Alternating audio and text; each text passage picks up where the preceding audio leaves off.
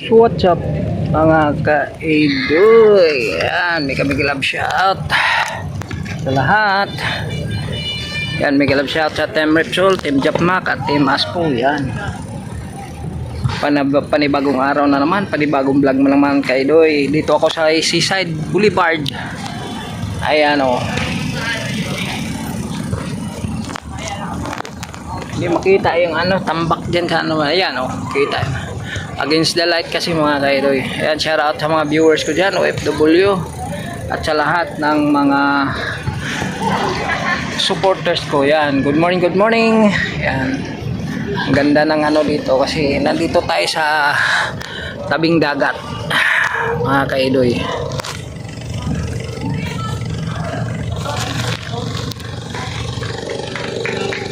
Ayan, dito ako nag-intro at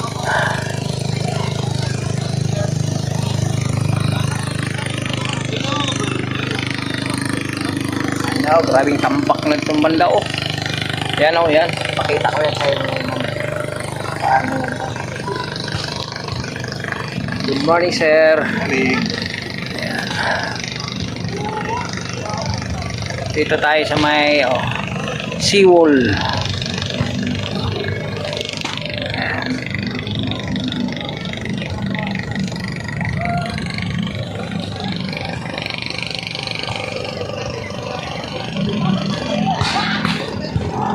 Ganda ng dito mga kaidoy. Ganda sa dagat. Yan. Anong oras na? Time check is 7:31 in the morning. Yan. Pangalawang video ko na to mga kaidoy. Iba na naman. Mamaya pag uwi ko, bili ako ng stand nito kasi wala na, basag na to mga kaidoy. Nabali kasi ito mga kaidoy dahil sa natumba yung namin mga bike. Isang isa lang tali, yung tapang tali ko. Tatlo kami, stand na ako sa akin dito banda. Pagtumba lahat, isa sa akin lahat nadaganan la sa dalawang bike. Bali yung yung stand. Bilihan ko diyan sa latag yan mamaya. Pakita ko sa inyo mga kaidoy Yan mga kaidoy, balik na yan balik na yan. Na lang yan. Pagsamantala lang muna mga kaidoy kasi ngayon may pira na ako. Yan. Nakaikot na ako dyan sa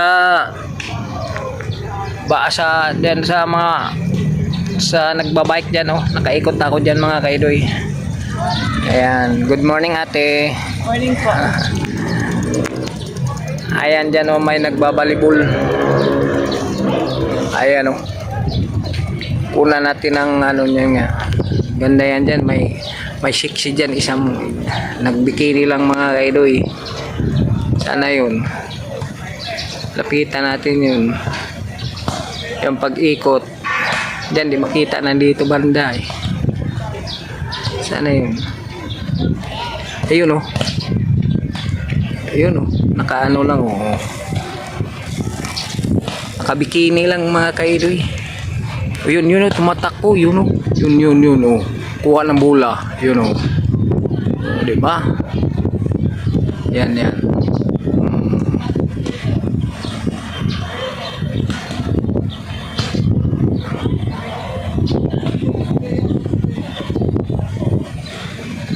To dito yung magbalibol na yung sa buhangin lang. Marami na puntahan dito mga mga sikat na dito magbalibol. Sila Alaysa dito dito Alaysa dito sila yung yung maliit na taga Davao. Bilis nun. Rigundina ba yan? Ayan mga idol, natin mga view. Yun. Yan ang tambak mga kaidoy, ang sabi ko. Dito ka.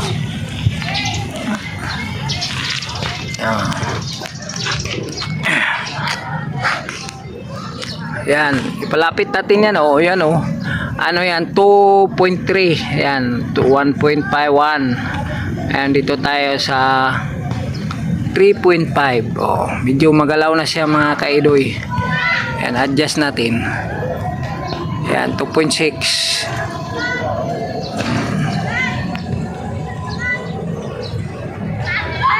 Dito na. Hanggang dyan lang siguro yung tambak. Siguro itong dito. Ewan ko lang kung hanggang sagad ba dito yung tambak niya.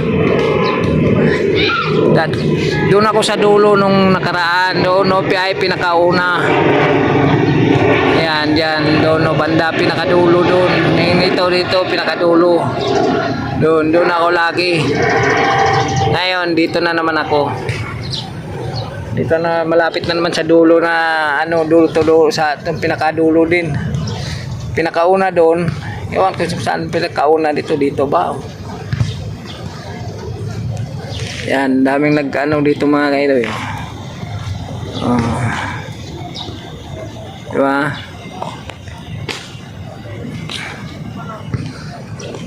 Yung building sa Manila. Yan sa Manila Bay yan mga kaidoy doon. Manila yan. Lalakihan na sa Roas Boulevard. Yan. Yan. Diba?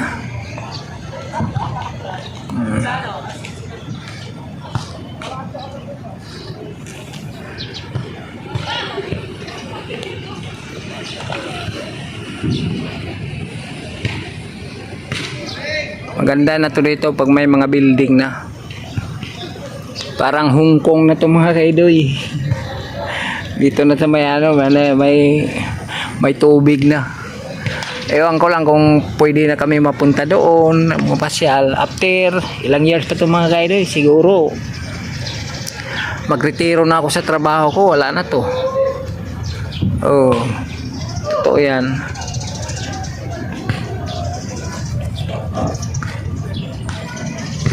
Kasi naabot ako ng 60 mga kaidoy. Kasawa ng Panginoon, buhayin pa ko niyan. Uwi na talaga ako pag 60. Tama na yung pira maipon ko niyan.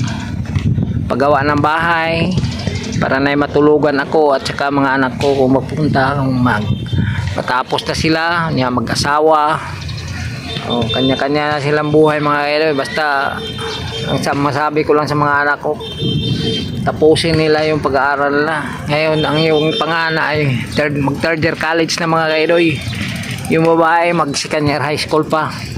Malayo pang marating nitong ko, babae ko, pero sawa ng Diyos mga kaidoy, yung babae ko pinaka bilib ako dyan. Grabing talino, laging honor yun mga kaidoy. Ngayon top 1 na naman siya sa classroom nila. Ganyan kalupit yung ko. Mula pa sa kinder yan mga kaidoy hanggang nagtapos yan ng grade 6 with honor yan lagi. Matalino yung bata na yun.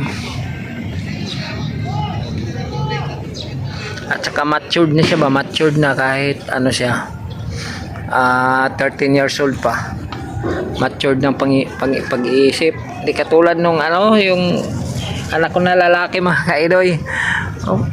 Di si mag 21 na, pagsabihan mo pa. Sige lang, makuha din niya yan.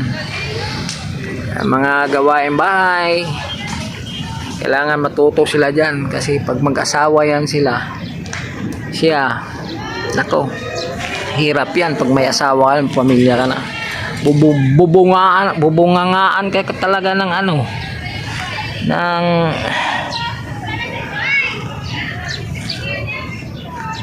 asawa mo kung hindi ka marunong sa gawaing bahay. Kaya ako, di talaga ako dyan kasi marunong ko gawaing bahay. Lumaki kasi ako na dinidisiplina kami ng tatay namin mga kaidoy. Grabe ka stricto noon. Saan ka naman naroon pa. Maraming salamat sa mga payo mo sa akin nung ako'y lumaki hanggang nagkaedad ako. Hindi ko nakakalimutan yan, ang mga sinasabi niya. Kasi ako noon, grabe, sobrang pasaway talaga ako sa bahay nung lumaki na ako. Palagi ako pinapalo ng papa ko dati. Kasi ang papa ko, pagdating ng alas 6 ng umaga, kailan nandiyan ka sa bahay na yan. Kasi oras ng kain, alas 11 ng tanghali o alas 6 ng gabi. Wala nang maglabas niyan. O, pag mahuli ka lang isang minuto, apalo. Kaya update lang tayo maya mga kailoy. Shoutout yung gusto mag-shoutout dyan. Shoutout sa inyo dyan. Ano nyo? Villamor po. Shoutout sa mga taga Villamor. Mag-iingat kayo palagi. Anong grupo nyo? Ano po? Team Villamor. Ayan, shoutout sa lahat ng mga grupo ng Team Villamor. Shoutout tayo, Mina. Ehersisyo muna bago mag-sisyo. Panoorin nyo to sa sa linggo. Sa sa YouTube, kay Idoy Official TV. May sticker ka eh. Pa-subscribe na rin po kay Mark Di Matata. Sige. Anong niya? Sa YouTube? Sa YouTube? Mark Di Matatak po. Ito sa YouTube kay Idoy Official TV.